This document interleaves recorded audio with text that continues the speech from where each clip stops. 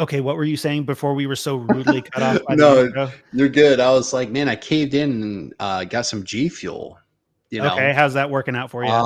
It's actually not too bad. Not Yeah, too bad. Yeah, it's like kind of like more of a mental energy. Like yeah.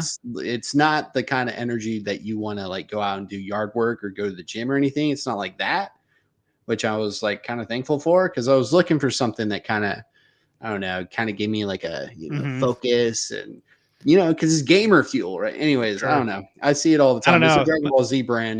My It caught my eye. I So get my mental energy from coffee and cigarettes, man.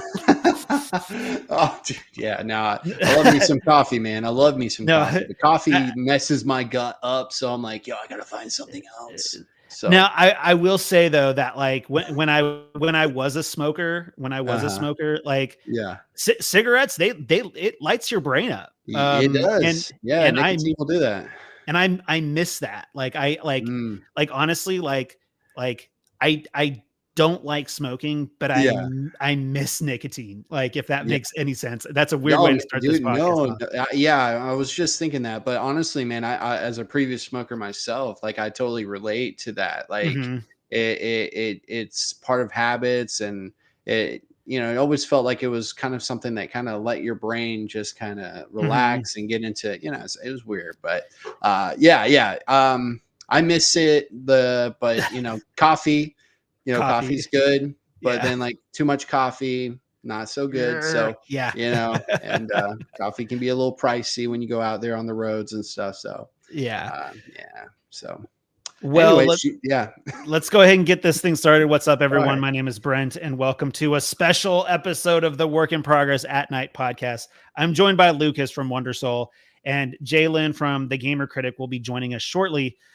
Lucas, we did have a little bit of conversation before, but like, how have you been? It's been a while since we've chatted. What have you been up to? Have Yeah. you been playing anything interesting, watching anything interesting, reading anything interesting? What's been going on Wow. in your life? What's been going on in my life, dude? Oh man, just working. Doing a lot of work. It's been a couple weeks since I posted the podcast, but I'm still like planning on bringing that back to a weekly release, and just been busy, man. Work kind of turned into like content in some ways. I won't go into many details. I don't know, I guess it doesn't matter, but um, I currently work at a TV station, and I've had the opportunity recently to get some training and experience in actually producing like some live shows. Oh, And we have a nice. sports show that we do there in the mornings, and so that's been a heavy focus for me. So it was kind of like info dump, trying to learn something. So I had to put things on pause when it comes to Mhm. the podcast and stuff like that. But other than that, man, I'll probably get into a little bit while we talk tonight, but as far as gaming goes, it's been hit or miss. I feel like gaming right now is just going through a small slump, and news like we will talk about later doesn't really help those Mhm. feelings. But I've been playing like Civilization and Baldur's Gate 3. I've been trying to find stuff on my Switch, but because I just Do, like to do chill. you do you have the Game Boy Advance Uh, attachment? I don't, but you know what I do have? I have Delta now on my iPhone, so I have an emulator. So I put some games on my iPhone. I started to Mhm. do that. But Try try yeah. Golden Sun. Yeah, yeah, dude, I've wanted, yeah, turn-based RPG Game Boy Advance. Is that the one you're talking about? Golden What's that? Sun? Golden Like Sun? is Yeah, yeah, yeah. It's like a turn-based like, oh. Yeah, this dude's in his car again. Oh my god, dude. Dude, Hey, dude, what are you doing? hey, man! I got a life. I got a life. I managed to make it from my school and my job to come and be here. I tried to Wow. make it back home, but stuff happened. Uh, But uh, here so I so am because damn it, this is too important not to talk about. so wait, hang This is on. too important. Are you going to be able to be at your computer soon, or are you not going to be able to be at your computer soon? I can do it from my computer, but I have to connect to my hotspot. Okay, so you're doing so are you at least not driving right now? Are you just sitting in your car? Oh yeah, I'm just sitting at the parking lot. I just got out of my class. Oh, Wait, cool. hang on. So wait, wait, hang on. Are you going to be home though? Like, I thought you said you were going to be home right around now. Oh no, I didn't mean home. I more meant I could do it from sitting from my car. Oh. Okay. All right. Fair enough. Okay. So That's cool, right? It'll have Well, to be. you're sideways right now. You're coming in. Yeah, you're coming in sideways. It'll be all right. He's okay. It's okay if he's sideways. It doesn't Okay. matter. All right. Cool. Okay. So okay. So Jalen, this is Lucas. What's up, man? I don't know if you've ever talked to him before, but he's with us today. Yeah. So Lucas, go ahead and finish. Right? Yeah. We talked before. It was like in one of the other bigger conversations at the time. I forgot what. Do you guys remember what that episode was about? Why we were talking about something about PlayStation? I think maybe we could probably dig it. I could probably dig it out. But yeah, man. Gaming though for me has been kind of in a weird slump. I've been trying to get my fix in all these different places. I have all the tools. You know what I'm saying? I got an Xbox. I got a PC. I got a Switch. But it's been random and hard for me to commit to a lot of games. I've been kind of like overwhelmed by some RPGs. I'm like, dude, is that even my type of game anymore? I'd rather watch somebody else play Persona 5 or watch somebody else play, anything right now. I don't know why I'm in that mode, but other than that, man, things have been pretty good. I watched Fallout. That was really good. Nice. That was fun. Have you checked that out? I watched the first 2 episodes of it. I will eventually finish it. Cool. Yeah, I think you'll like it. It's funny that you say that, like, for you, gaming has been in a slump, but like for me, for like the past 2 months, gaming has been nothing but going hard for me. Like, I got back. So like I went to California for a business trip at the end of January, early February. And the moment I got back from California, I dumped like 150 hours into Final Fantasy VII Rebirth. I then dumped I don't know where I was at in my playthrough for Persona 3 Reload, but like I finished that right as soon as I was done with Final Fantasy VII Rebirth, I finished out Persona 3 Reload. And then I even got like another 20 hours into like a new game plus of Persona 3 Reload. Holy shit. And then what was the did I go right into Stellar Blade or did I play something else after that? Let me see here. Dragon's Dogma. Oh, that's right. I dumped like 80 hours into Dragon's Dogma 2. Like, you're welcome. And then and then I moved on to Stellar Blade and I've put like 50 hours into Stellar Blade. I've been playing a lot, and actually, like, I've been having to force myself to take a break this week because, like, I've been just really, really going hard on gaming, and I need to get out of my computer chair a little bit. But yeah, that's basically what I've been up to with games. I've been playing a lot of Stellar Blade. Stellar Blade is one of my favorite games this generation so far. Dang, really? Dang. Yeah, I've really reflected on Stellar Blade a lot, and I really like it. Dang, that's some high and mighty words, man. Yeah, and then of course, Final Fantasy VII Rebirth is Galo. Someone's in. Anyway, so I've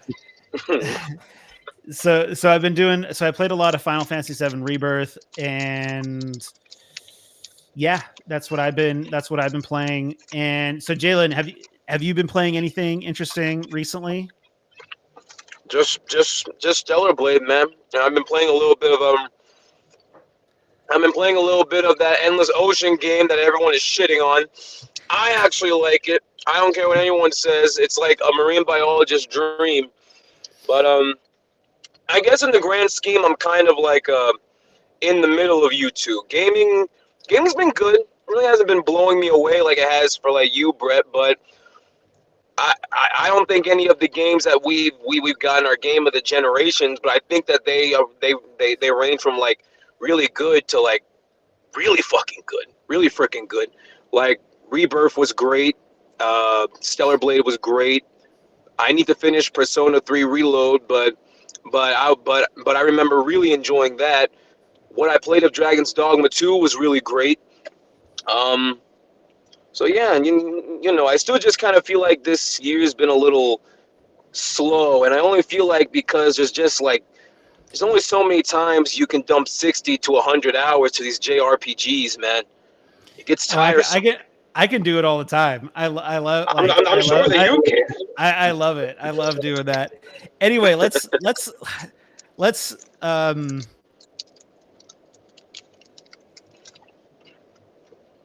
we need more games with longer cutscenes. We use too much in-game animation to tell stories. I think we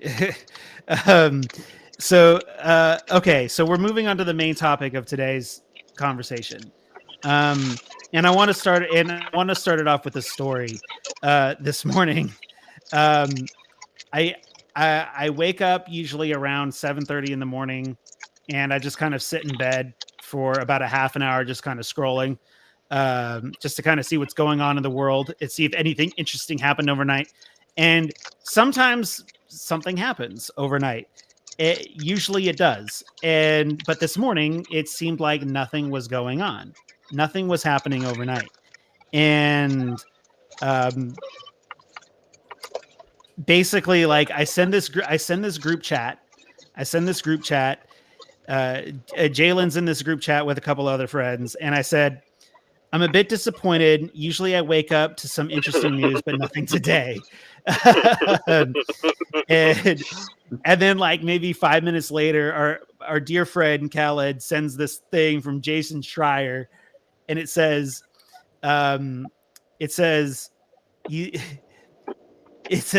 breaking: Xbox is shutting down Arkane Austin, Tango Gameworks, and 2 other studios. Story hitting Bloomberg shortly.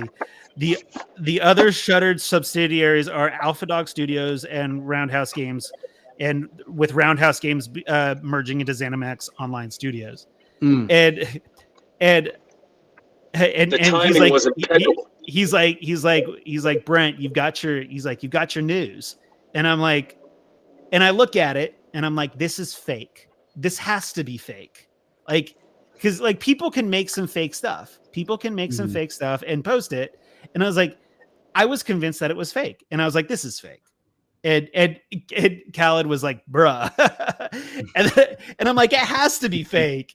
And I go onto Twitter, and there it is. Xbox is shutting down all of this stuff.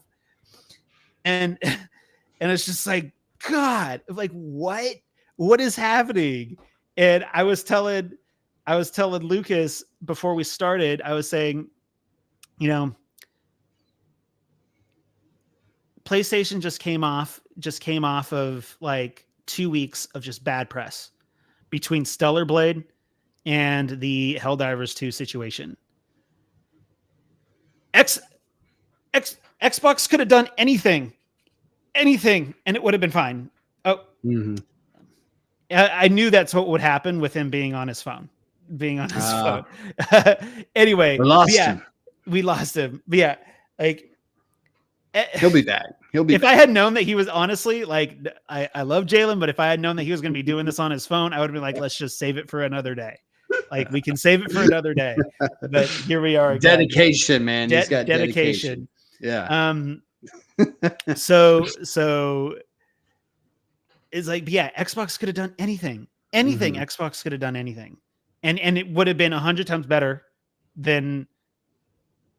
Let me rephrase. Xbox could have done anything but what they did today, and it would have been 100 times better than the stuff that Sony has been doing for the past 2 days, or 2 days, 2 weeks. Well, think about it like this too. Wasn't this morning the time that Nintendo announced, like, hey, we're going to be announcing the Switch 2 this year, but, like, it won't be this summer. We got until March 2025. All right. Yeah. So everybody chill. But, like, that confirmed, we already knew, but still, like, Nintendo. So it was an announcement of an announcement. It was, yeah. We're gonna tell y'all something. We're telling you something. You don't know when either, and it's like it could be at any moment. But we know it won't be in June or whenever they're doing their next their little showcase. But I'll tell you though, like for Nintendo being somebody who always gets looked at as somebody who's not in that competition, not in that dogfight, to have some good news and just go, yeah, we're already working on our next thing.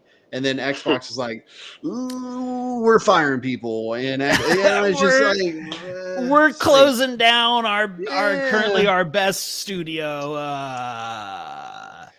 But It's frustrating. oh my They god, fumbled. so They fumbled so bad on it, and you know this is bad when even the most hardcore Xbox people have nothing good to say. There isn't I can't find a single person on the internet putting any positive spin on this. It ranges from okay, we need to make some changes to this is a freaking travesty. It's like. I want to read an email that Matt Booty sent out in regards to the situation. So let's see what we got going on here. So this is from an article on IGN from Wesley Yinpool. Hopefully I'm saying that correctly. Want to make sure I give credit where credit's due. It says, in an email to staff sent by Matt Booty, head of Xbox Game Studios, Microsoft blamed the cuts on reprioritization, that word, of titles and resources. The email verified by IGN is below. Oh, they got the email? They got the email. Wow. Yeah. I haven't seen this. It's my first time reading this. Today I'm sharing nothing burger, man. I don't know. It feels like there's a whole lot of something here. It's just the stuff that you don't want. Today I'm sharing changes we're making in our Bethesda and ZeniMax teams. These changes are grounded in prioritizing high-impact titles and further investment in Bethesda's portfolio of blockbuster games and beloved worlds in which you have nurtured over many decades. To double down on these franchises and invest to build new ones requires us to look across the business to identify opportunities that are best positioned for successes. This reprioritization.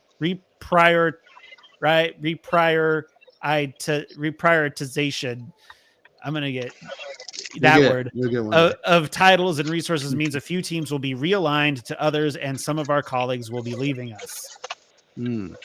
So they're announcing who gets closed, but they're also giving. Are they giving reasons? I'm not seeing like why we're closing these guys down specifically. They just go thanks, but you guys. Because it's a big old nothing burger. It's just a bunch of business speak. Yeah. Here are the changes going into effect. Arkane Austin, this studio will close with some members of the team joining our studios to work on projects across Bethesda. Arkane Austin has a history of making impactful and innovative games, and it is a pedigree that everyone should be proud of. Redfall's previous update will be its last, as we end all development on the game.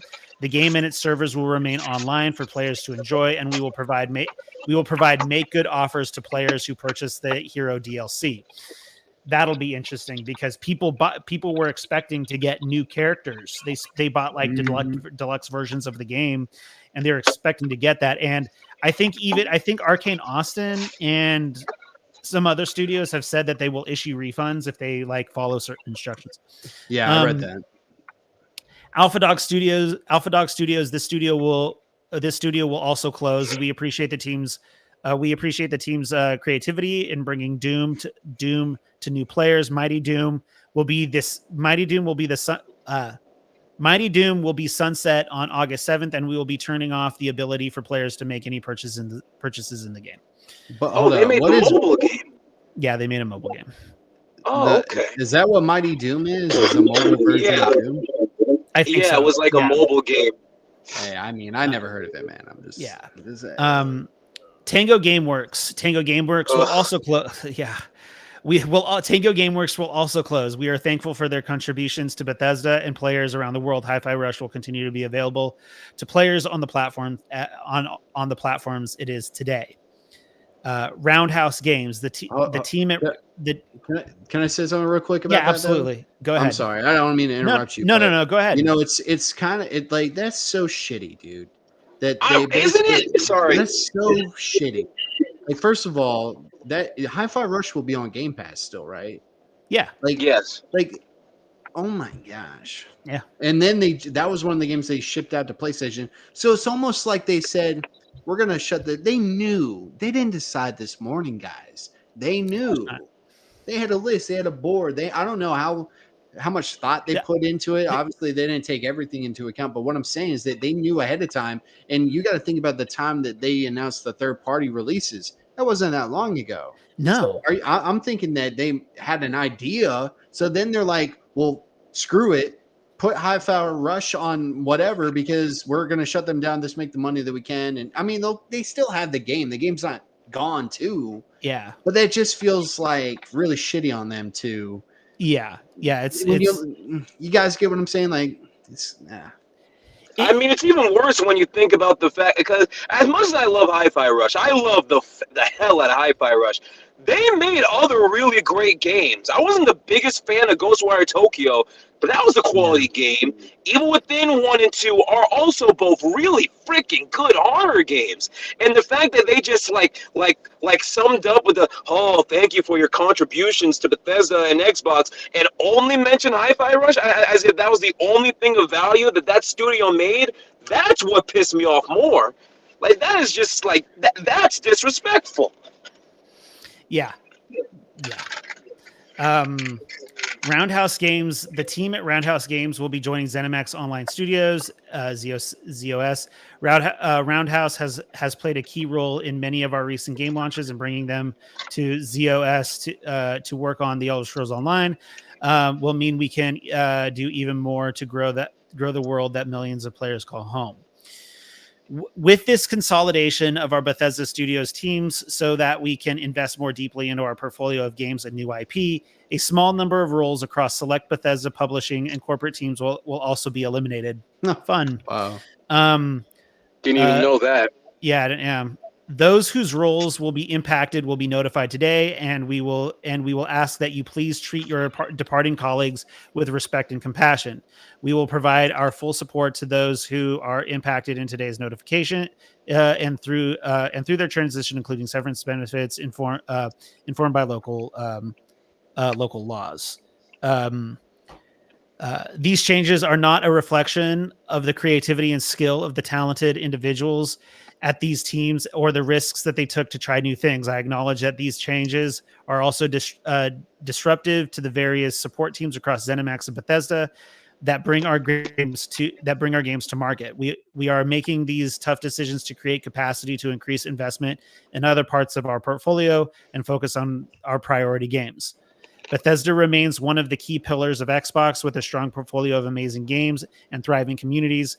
We look to the future. There is an impressive lineup of games on the horizon in 2024 alone. We have Starfield Shattered Space, Fallout 76 Skyline Valley, Indiana Jones and the Great Circle, The Elder Scrolls Online's Golden Road.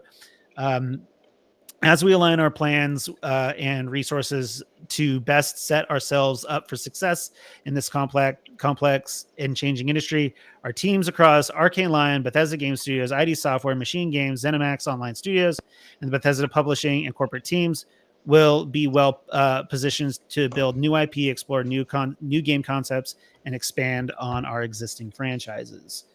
So that's the email. That is the Matt Booty email that was sent out in regards to this.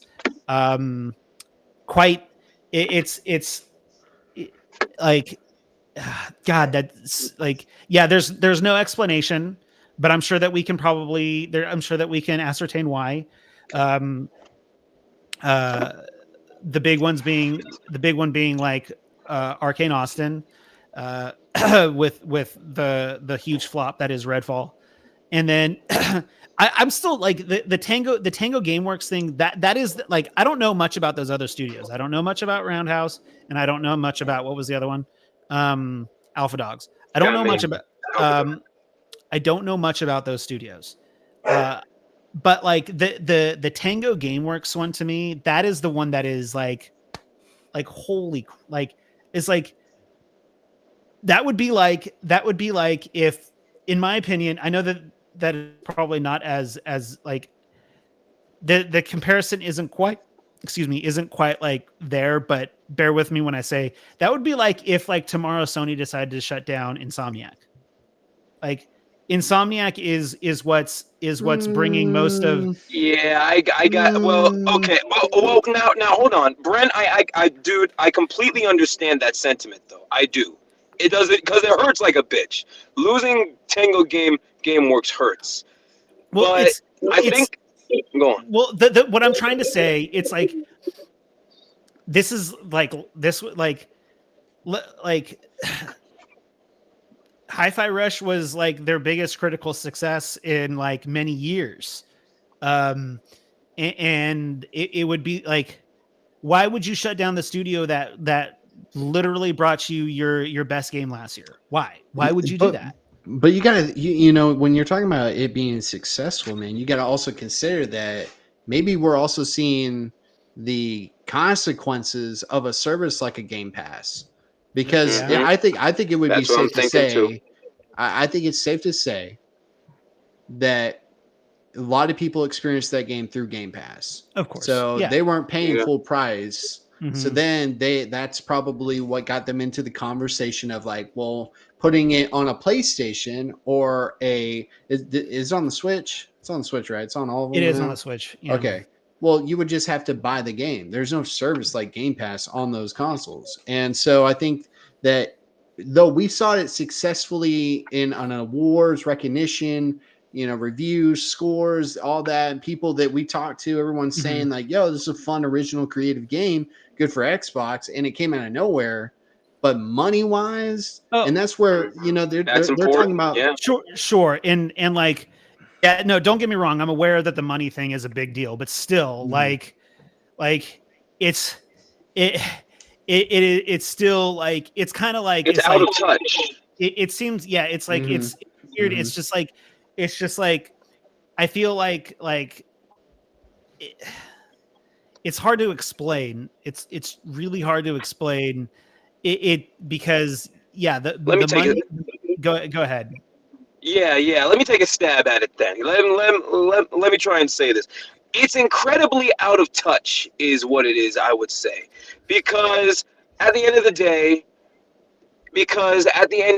Xbox is a business. I understand that. I think anyone who's logically sound can understand that. But even looking at this from a business decision, it doesn't make a lick of sense just simply because Hi-Fi Rush is let's be real, frankly, the only real game in 2023 that put you on the marker of that year. Like Starfield wasn't that well, okay, I did like Starfield, I did. But objectively, it didn't get the numbers that everyone was hoping for, right? What else did we get in 2023?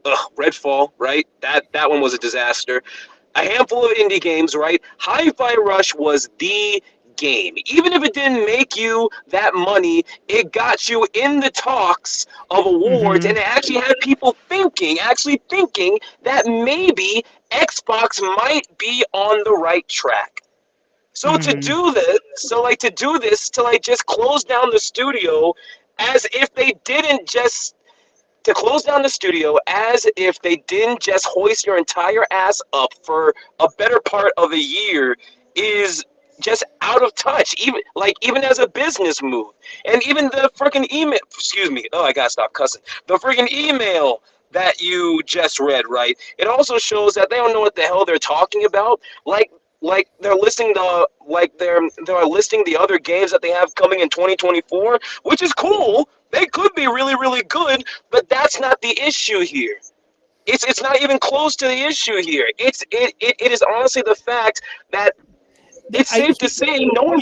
Go on. Here's what it is. High for 12 months for at least the 6 months between Hi-Fi Rush and Starfield coming out, give or take. Xbox was incredibly relevant again. Super relevant again. They were yeah, like I think that's the best way to put it. Maybe I mean they're always relevant, but like they were in the conversation again in a significant way. with Hi-Fi Rush. Is that a better way to frame it? That's perfect. No, that's perfect. Yep.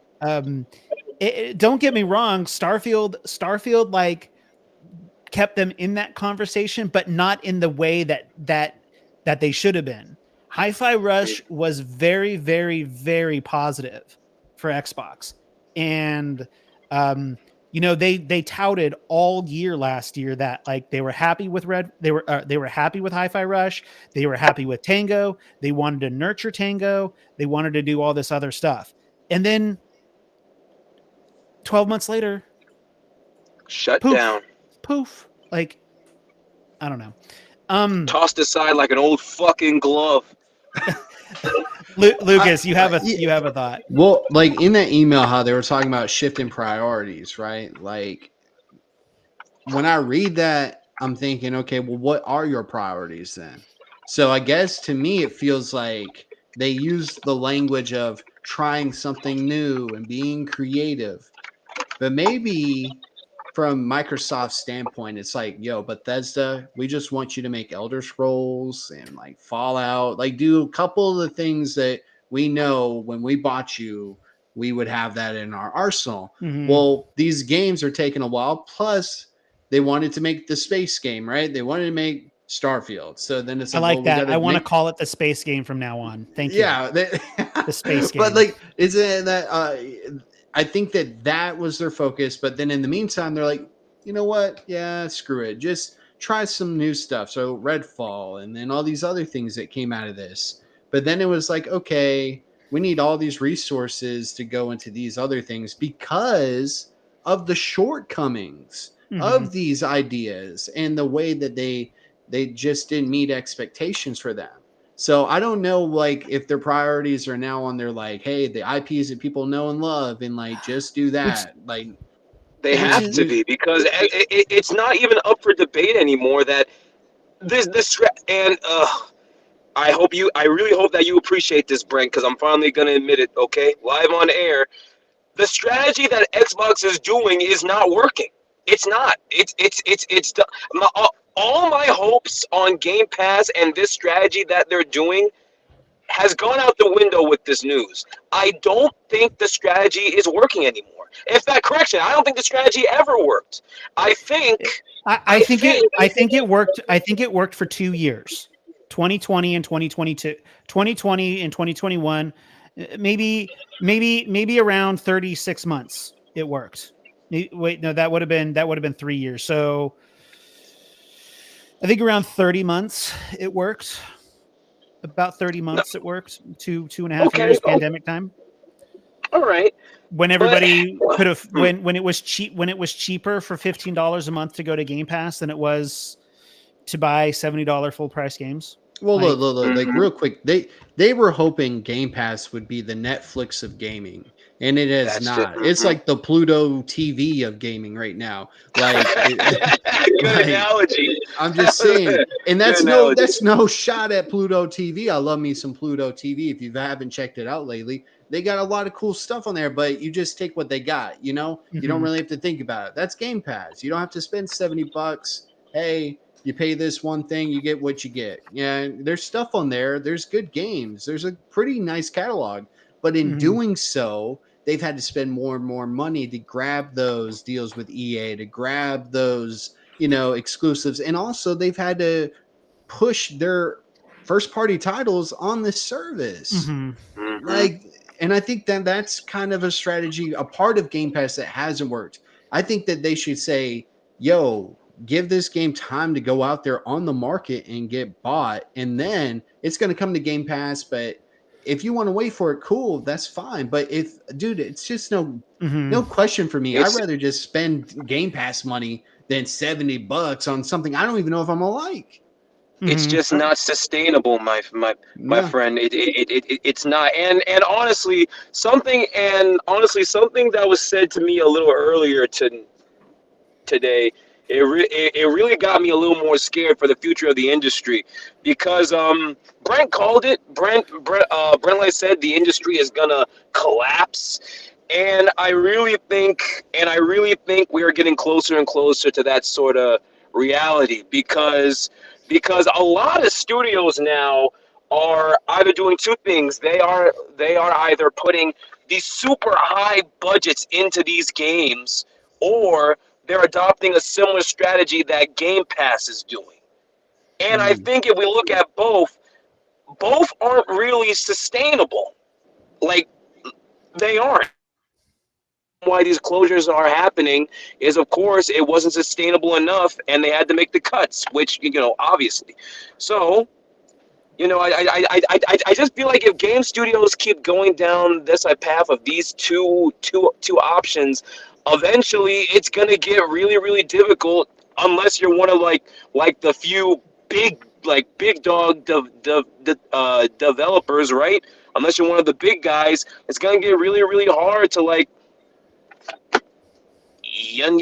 be a studio, if that makes any Mhm. sense. That makes sense?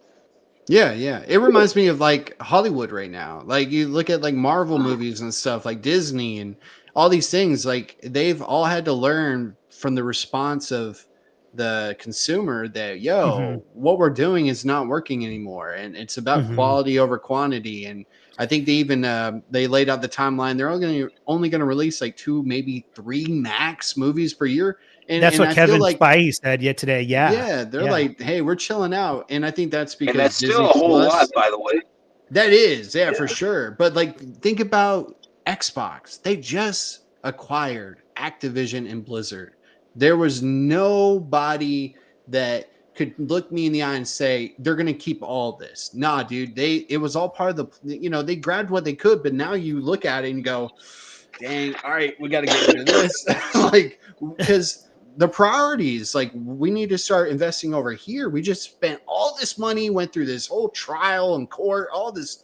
So now that's your priorities are going over here. Hmm. Bethesda was Xbox's priority when they got them. Remember, that was the big news. Well, now Hmm. that's being trumped by this recent acquisition.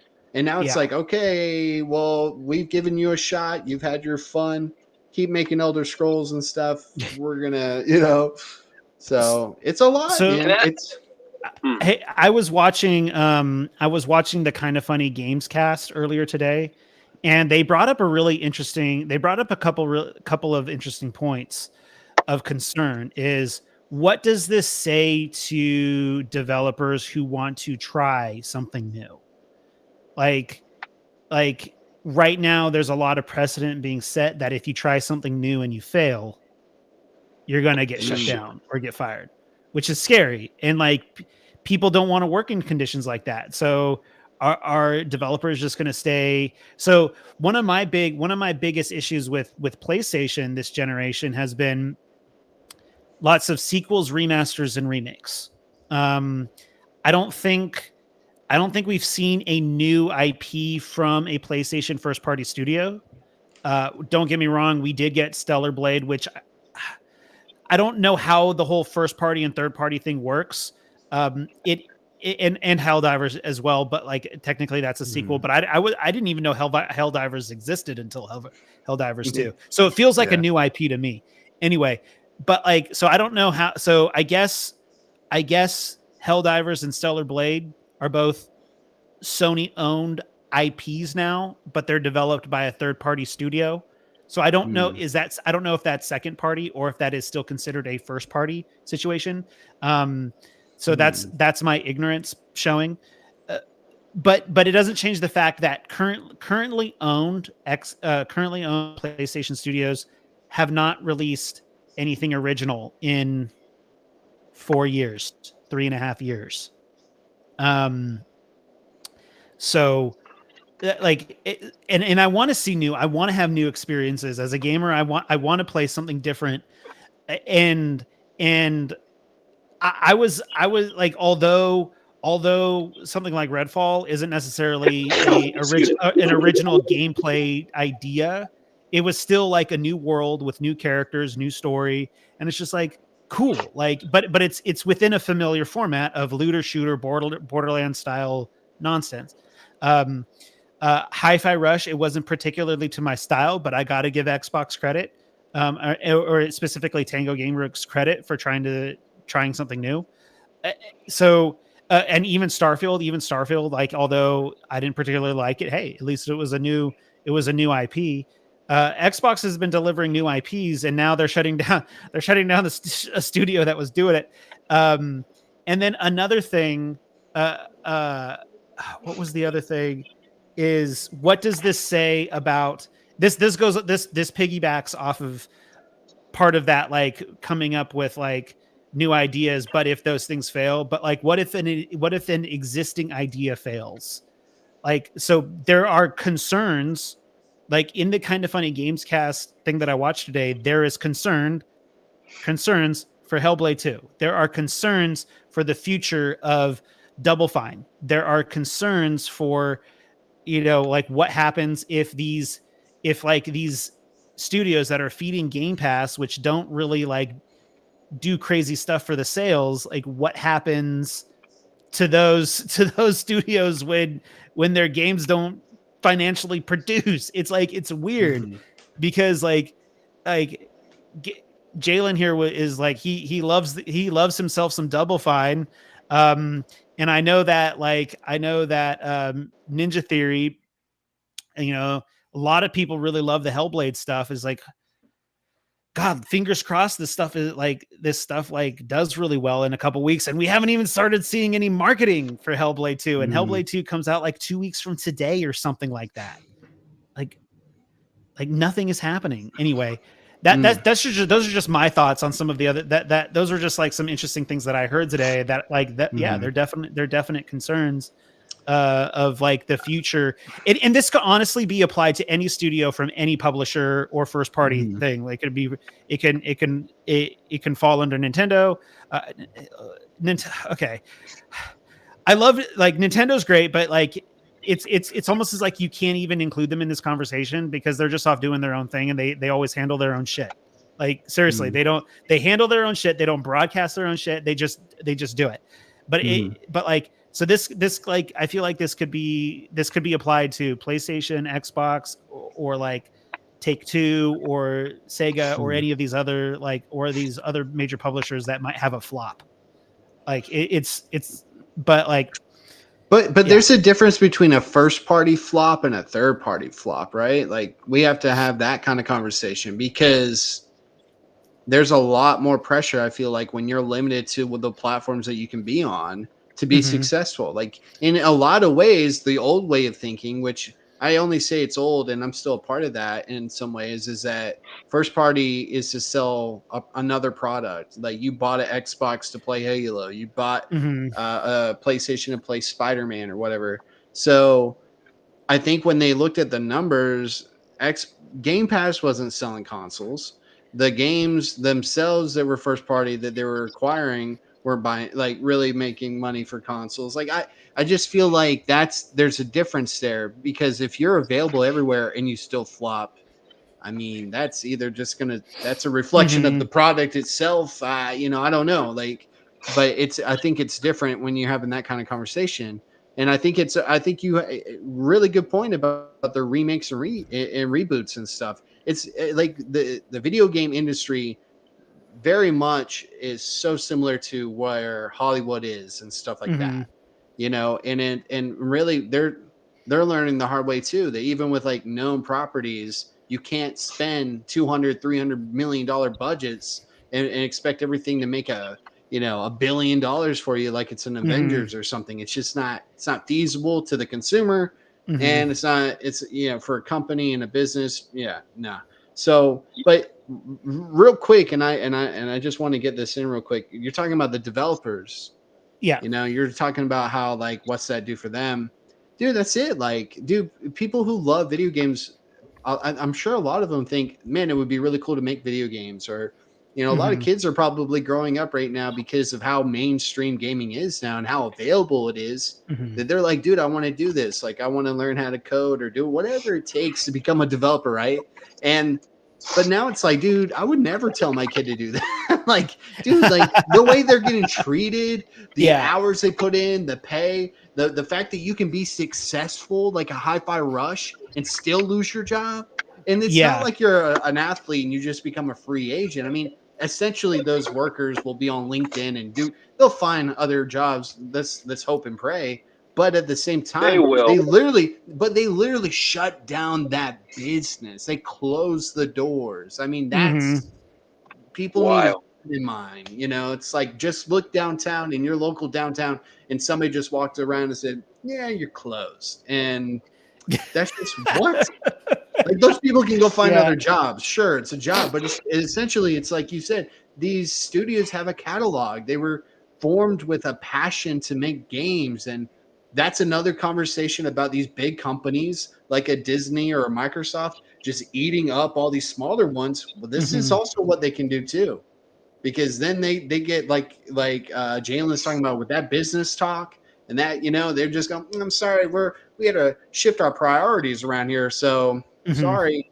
It's like, it doesn't even make sense. And if I was someone who worked there reading that email, it wouldn't make sense to me.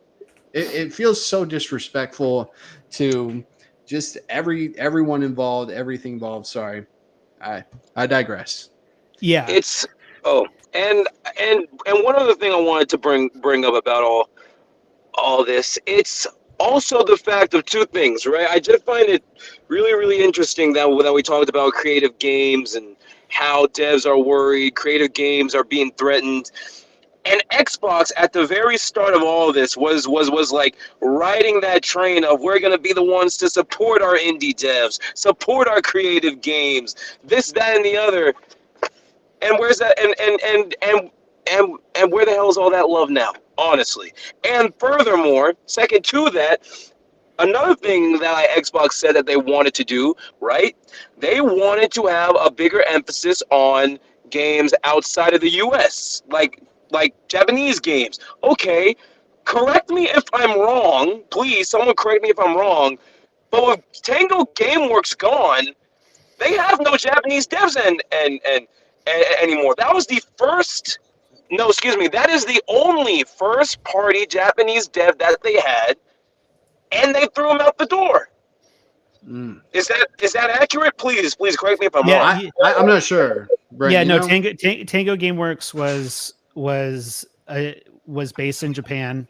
They owned it. They had a Japanese studio. They had one more studio in Japan than PlayStation does. PlayStation doesn't have any studios in Japan now. Neither Xbox or PlayStation has studios in Japan, or at least first party studios. PlayStation has PlayStation owns. I don't know. I may have mentioned this when you got cut off, Jalen.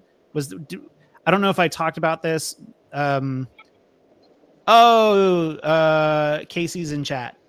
But yeah, so welcome, Casey. I don't know if I mentioned this in the show earlier, but yeah, PlayStation only doesn't have any first party studios in Japan, but they have they own shares in a lot of stuff in Japan. I think they is it Kodansha or Kodokawa that owns FromSoft? You got me there, man.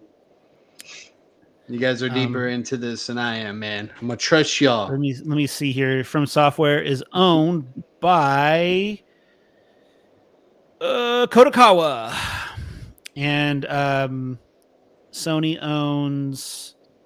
So Kodokawa owns 69.66% of From Software. Six Joy Hong Kong owns 16.25%, and Sony owns 14% of FromSoft. Casey in chat says bonjour, Brent, Jalen, and other person whom I have not met. Yeah, I think you've met Lucas before. I don't know. Maybe you haven't. That needs to change.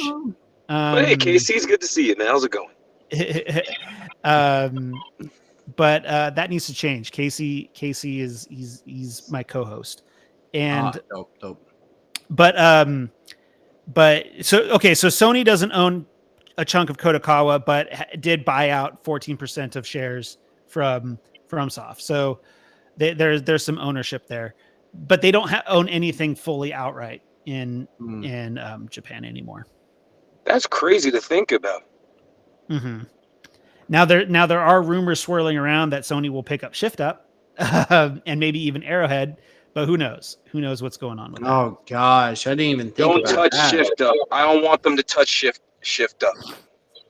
Who's Shift Up? Keep Shift Up they is just Stellar Blade devs. Yeah, they just made Stellar Blade. Oh, Yeah. Okay. And And I think- they're Korean though. They're a Korean studio. Mm. But yeah, that was Xbox. Xbox now all Xbox really has in Japan is like their marketing deal with Sega, and who knows what's going to happen with that, because the publishers have got to see this kind of activity and behavior, and like wonder what their future relationship with Microsoft is going to be like. That's the biggest thing. And who knows what Sega will do. Sega is even getting to the point now where they don't want to put everything day and date on Game Pass. They didn't do day and date on Game Pass with Infinite Wealth. Yeah. They're not doing day and date with Metaphor Refanta Zero. And there's speculation that Persona 6 will not go day and date to Game Pass either. I mean, why would it? Why would it? Those are like one's a high profile part of a big franchise, which is Like a Dragon, Infinite Wealth. That's part of the Yakuza series. The other one is a brand new IP that like they want to sell, which is Metaphor Refanta Zero. And the other one like is Atlas's biggest IP, the Persona series, which like, and it's going to be the new one. They're going to naturally want that one to sell as well. So I have a hard time believing that'll hit Game Pass. But you have a good point about they want it to sell because it's new. They need to gauge, like, is this worth investing? I mean, that's what Microsoft should have been doing this whole time. And then if it wasn't doing good, then you go, oh, it's coming to Game Pass early. Like, I don't know, it just doesn't feel like it makes sense to put something on Game Pass day one. And to Jalen's point about indie, yeah, dude, of course they're like, yo, indie, because indie games, and this is just like me throwing all indie titles into one basket, all right? I get it. It's different, but you would think that they're cheaper to make and develop than some of these other games. So of course they're like, yeah, if we can have 20 of you for the price of one of these, hell yeah, let's go for it. So, but to be honest, indie games, I think, have been some of the better products out of gaming over the last decade plus. Completely agreed. Completely agreed.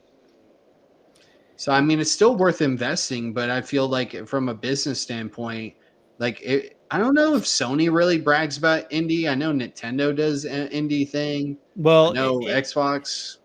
It's yeah, it's kind of its own thing, isn't it? Like I don't really think you can pin it to the indie. Well, indie means it's independent, right? It's owned by like indie showcases or anything like that. Now sometimes some of these big companies will help distribute independent games, but for the most part, like, you know, the independently developed. Yeah, lately the okay, Casey's saying that he's got to drive home, enjoy the convo, and he agrees on the indie sentiment.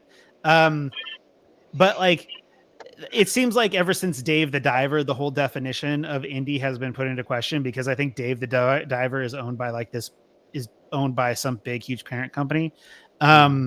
So like, what qualifies as independent game now? Is it just super low budget and it looks a specific way, or is it actually like truly like independently made by like a group of like 5 or 6 people? We'll look at like Stardew Valley or something like that, right? With Stardew Valley.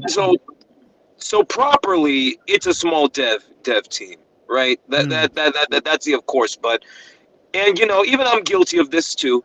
People have gotten to like a point like a perfect example. You go to the movies and you see a trailer and like you kind of think, okay, this seems like an indie movie. And we've gotten to like a point in gaming where people will look at certain game trailers, how they're made, how they're designed, and think, okay, that's an indie game. So very pixelated look. Maybe sometimes it's 2D. Most of the time it's 2D, right? Sometimes a little finicky in the controls, but usually the indie games are like the ones usually the ones having the big bold ideas that most like AAA games are too scared to try. Mm.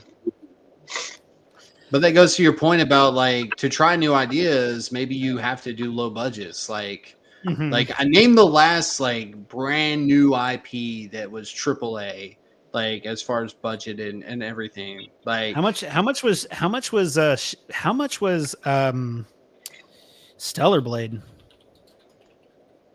To buy? What was Stellar Blade's budget? Let me see what Stellar Blade's budget was. Let me see here. Let me see here. I know it started off small, but then PlayStation got involved and it got bigger and bigger. The price exactly, though, you got me. Stellar Blade costs around $50 million. 50. That's what I'm saying. Well, that's actually not that. Stellar Blade only costs around $50 million budget, probably even less. But that's I don't know. That's. And games do not pay for marketing at all, bro. Like unless they kind of let the internet do the marketing now. As far as content creators, right? But I will say though that like if 50 million is what they produced Stellar Blade for, then like they made a really impressive game for 50 million. It's you can to do everything in the game. It'll take you about 40 hours. That does not include New Game Plus. That does not include going back and getting getting all 3 endings. So one playthrough where you do everything is about 40 hours. And what's crazy is like, it's only a 30 gigabyte game. It's only a 30 gigabyte game. Wow. It does not take up a 1/6 of your hard drive or a 1/10 of your hard drive. How much was it? Is it full price? Yeah, it's 70 full price bucks. Game. It's $70. Okay. Yeah. And I would say like if there was one game that I felt like my $70 was well spent, it was that one. Like truly. I had a lot of fun playing Stellar Blade, more so than I expected.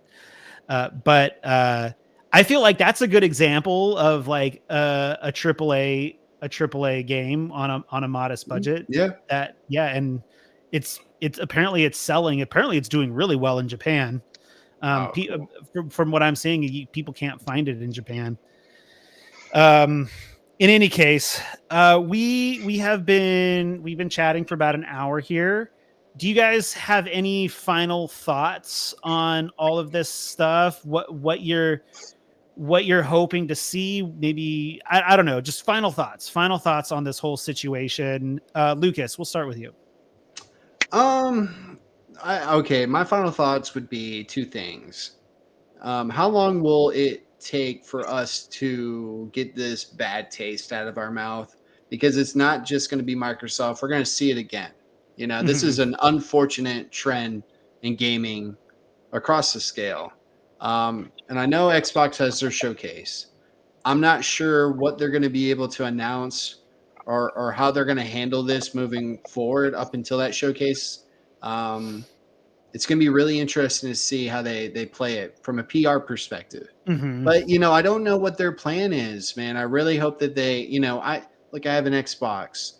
I've been a supporter of the brand. I've been a supporter of Game Pass. I enjoy it, and I've been rooting for them and supporting them. But at the same time, I think like from an overall perspective, it's frustrating and it's been frustrating.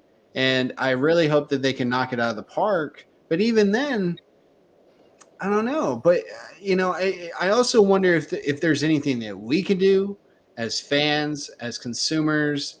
Buy the game. Thank you. Yes. Yeah. Just buy the game. See, look, man, I still come from that. And I know I'm not much older or younger than you guys, or I'm not sure everybody. I think you and I are roughly the same age. I think we've had that conversation before. But I still come from that generation of like renting games. Sure. I owned few games. That's why Game Pass applies to me.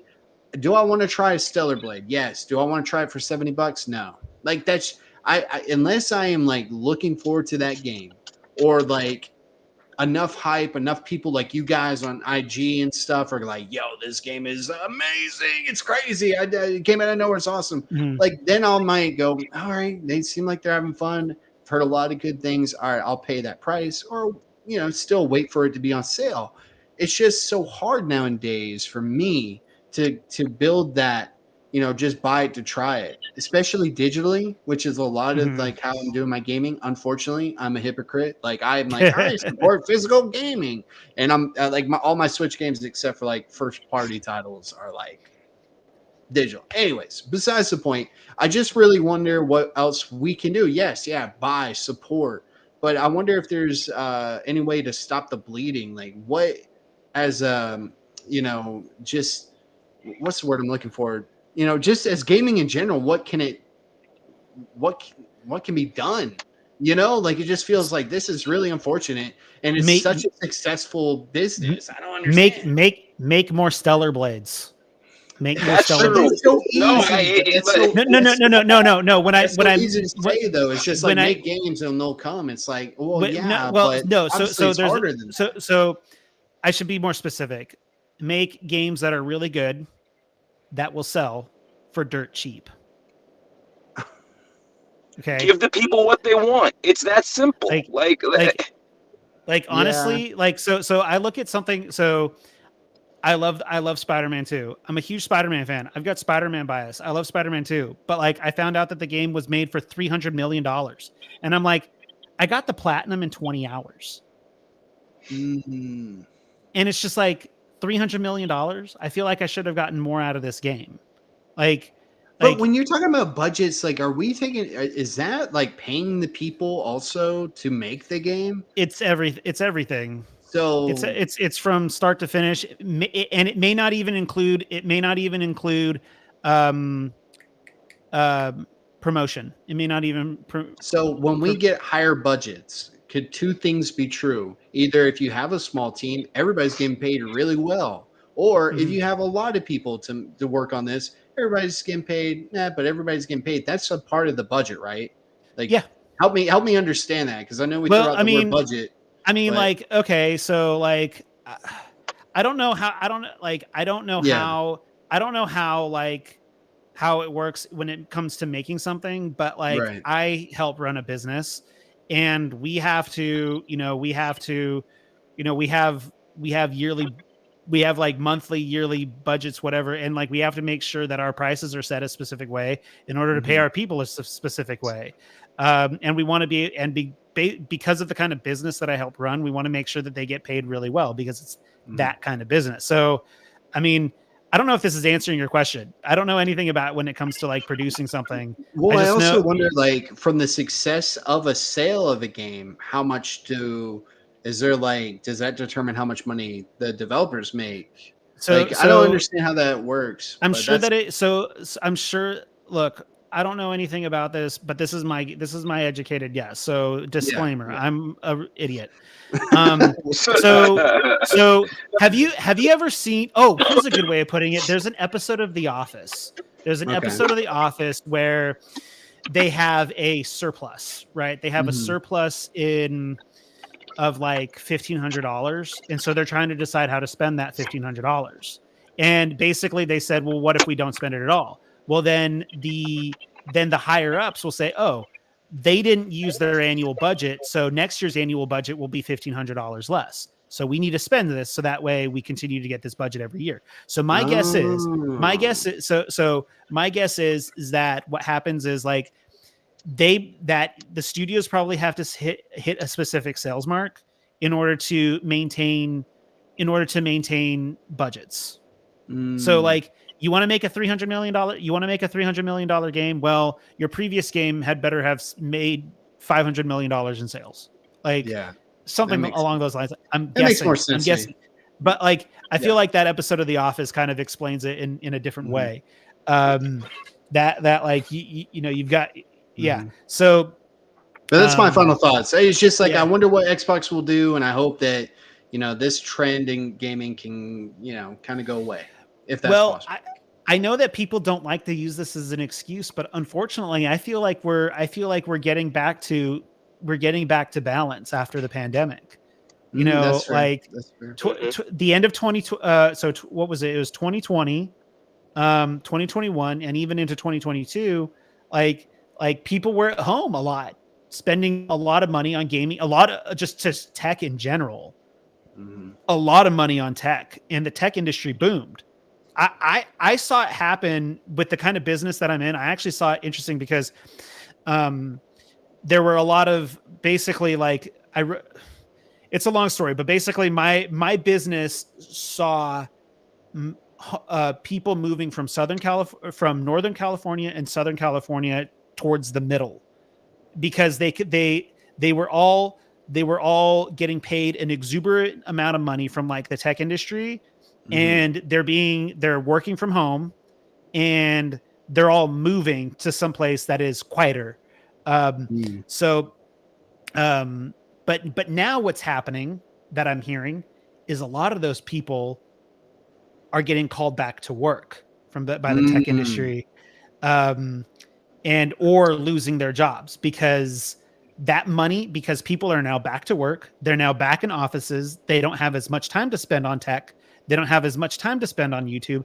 They don't have much as time to spend on video games. And like, so now people, so basically like, unfortunately, I feel like the tech sector, the entertainment sector, they're all like, they're all basing all these projections off the past 3 years when the past 3 years were an anomaly. Yeah. That's a good point. That's a great point, actually. People don't like hearing that. People don't like hearing that excuse, but that is exactly what happened. And things are, unfortunately, things are starting to go back to normal, right? And for those listening, I'm doing air quotes normal because what is normal now? But so I think unfortunately,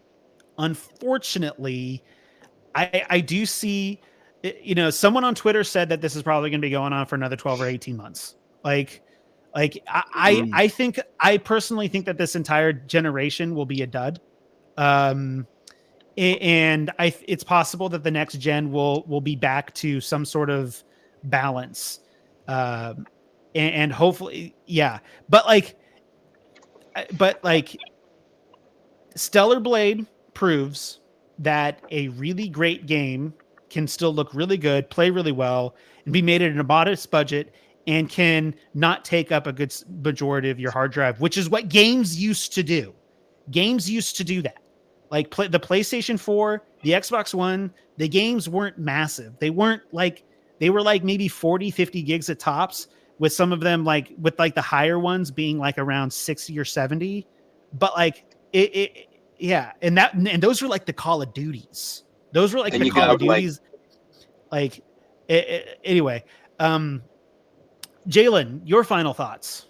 Oh, well, first I didn't want to, and then you got games like Red Dead Redemption 2 being freaking 100 gigabytes. That's right, on 2 discs. Freaking God of War, I think, was like 80 or 90. Then you got Final Fantasy 16 being like 70, 80. Yeah, I think Rebirth was like 150. Yeah, it was. Mm-hmm. That was crazy. Jedi Survivor was like 110. Mm-hmm. But anyway, I just wanted to say, speaking as like probably the biggest Xbox person amongst the three of us, I think you're tied with Lucas. Don't worry, Lucas. You think so? You're tied with Lucas. I think you're deeper. I mean, I'm there for you, man. I support you. But I think you're more educated and definitely a lot more passionate. So like, because I pay attention to you on IG, both of you guys. So like, half the time I don't even get to experience most of these games. So like, I take y'all's word for it. So yeah, I think you edge me out here. So you're good. You're good. Well, I've got to say, as I want to support Xbox. I want to love them. I want to say that everything will be okay, that their strategy is working. I don't think I can say that anymore. And I genuinely think this is the biggest L Xbox has taken in a very long time, and I do mean bigger Well, than like all the layoffs and stuff from like a couple months ago. And I always say that because they closed down the studio that got them any type of success in the first place. So that was wild to me. I just think if Xbox has any, I just think that if Xbox is going to redeem them, that is going to have any type of redemption arc. I think Brent said it best in our chat. They they have to hammer down. I mean, we need a year of fucking perfection. I mean like we need games to be bangers. We need the shows to be bangers. We can't have too much.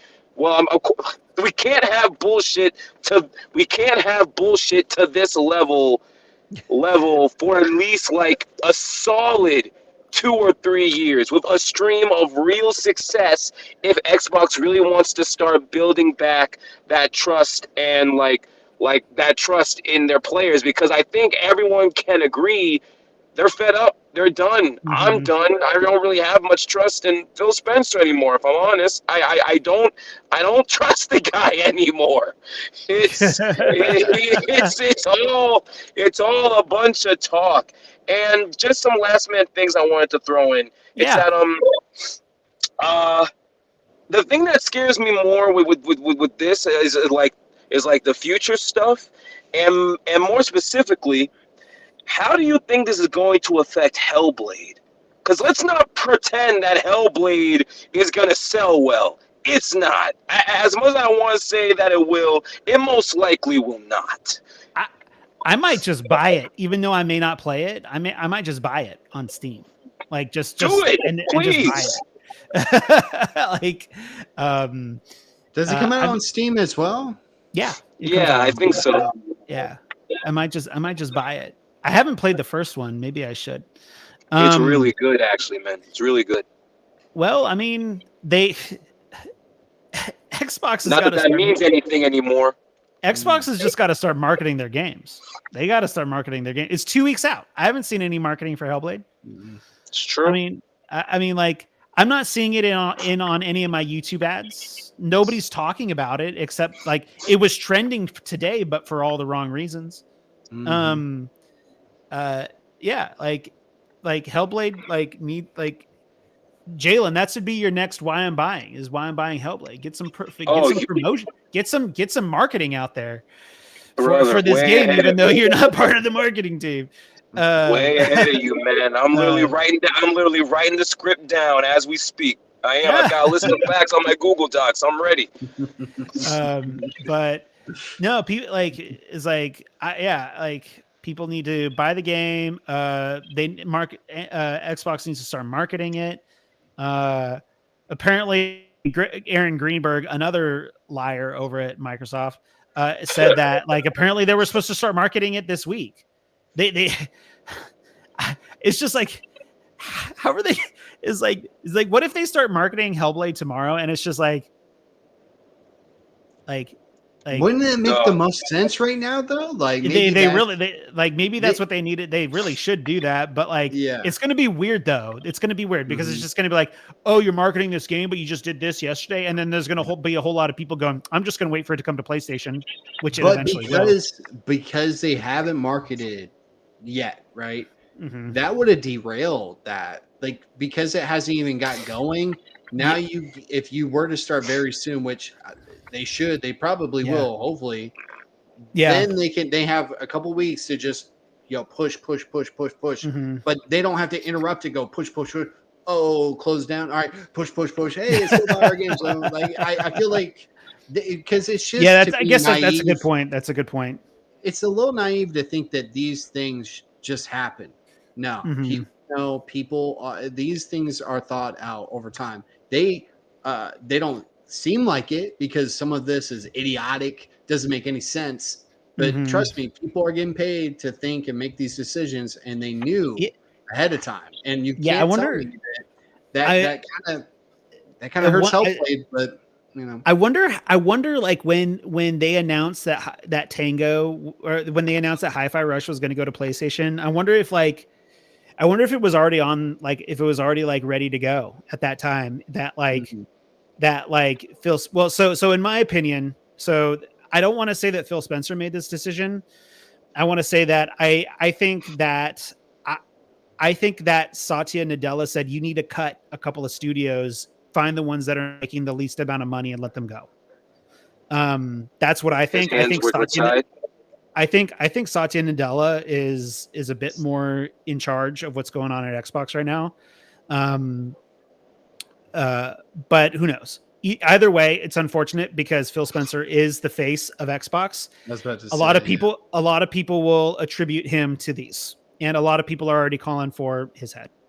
Like, yeah, but that's the problem, is that he tries to come out as, hey, I'm a gamer like you guys, and he always tries to say the right things. I think Phil Spencer means well, but when things like this happens, it becomes increasingly harder to take him for face value and go, oh, you're one of us? Nah, we're sick of talk. Give us some results, man. I actually have a really interesting tweet to share with you guys. Let me see if I can find it here. This is from who posted this? Let me see here. I think I should be able to find it. 1 second. Who was that person? Sit tight. Who said that? Come on. Who? I want to be able to share that. Is it this person? Okay, here it is. So essentially, so this woman, she posts this picture of Phil Spencer, says, one thing I want to push against, one thing I won't do is push against creative aspirations of our teams. When a team like Rare wants to do Sea of Thieves, when a team like Obsidian wants to do Grounded, when Tango wants to do Hi-Fi, when everyone thought that they were doing The Evil Within 3, I wanted to give those teams the creative platform to go and push their ability to push their aspirations. Then this woman responded to that in a tweet. She said, yeah, so many of Xbox's comments are aging like milk right now. This is the danger of selling the good guy. This is the danger of selling the quote unquote good guy narrative. It only works when you do quote unquote good things. That said, this is also why PlayStation and Nintendo don't talk to anyone anymore. They're like, nah, I'm not going to play myself. And this is what I've been saying. Like sometimes PlayStation doesn't talk enough. Like they probably should have communicated a little bit more during the Helldivers debacle. But like, I totally understand why they're not out there, why people aren't out there, why PlayStation. I understand why PlayStation doesn't do big events anymore, because big events probably lack the control that they want. They're very careful about how they handle things, and that's the reason. And another, Herman Hulst, or whatever his name is, like the head of PlayStation Studios, like he doesn't say anything. He doesn't make any press conferences. He doesn't do any Q&As. And like honestly, at this point, it's just like I think they're onto something. Like just to play devil's advocate for Phil Spencer, I think he means well. I think those words he truly believes. But at the end of the day, I mean, dude, if a game's not selling, that's not Phil Spencer's fault. To be honest, it's on us because we're not buying it, right? I mean, it kind of falls on the consumer. It's like you can be as creative as you want. That doesn't guarantee results. And on top of that, you should never. I think what he does by that statement and that tweet is him saying, I like to let studios do their thing, but if they fail, that's on them. If they succeed, cool. I'm not going to take credit, but I'm not going to, I don't know. I just look at it more like that when that girl's saying that aged poorly, it's just like, I don't know. I think he truly believes that. And that's why this is unfortunate, because if somebody above him is making decisions, he is the one that we're throwing tomatoes at, I think that the bigger issue here is that the reason why Xbox is always under the microscope is because they're always doing these big things, such as spending close to $90 billion in acquisitions over the course of half a decade. and then there's still trouble. There's still trouble. And so I think that's the reason why when in all actuality, maybe perhaps that 90 billion could have been spent a bit differently. Maybe on smaller things, or provided the budget that some of these studios needed to maybe make something really great. Anyway, but like so I think it's just they're going to be under scrutiny for a long time for making big purchases that have yielded very little results so far. I mean, I know that it takes time, but it's kept them in the conversation, but they haven't. Oh, for like sure. said, Here we are produced talking results, about it. You know, Yeah.